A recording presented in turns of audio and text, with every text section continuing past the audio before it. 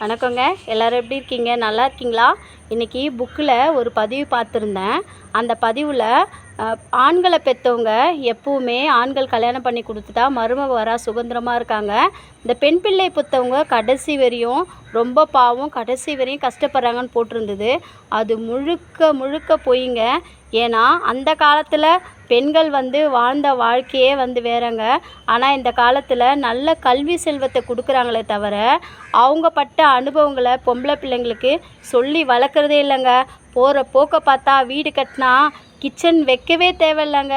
ஏன்னா காஃபி எப்படி போடுறது, எந்த மிளகாய் பொடியில் போடுறதுன்னு கேட்குற அளவுக்கு தாங்க பொம்பளை பிள்ளைங்க இருக்காங்க. நல்ல படிப்பை கொடுக்குற நீங்கள், தைரியத்தை சொல்லி வளர்க்குற நீங்கள் பட்ட அனுபவத்தையும் சொல்லி வளங்க. அப்போ தான் போகிற வீட்டில் மருமகளாக இல்லாமல் மகளாக இருந்து இன்னொரு வாழ்க்கையை அவங்களால தொடங்க முடியுங்க. எல்லாமே நன்மைக்கே.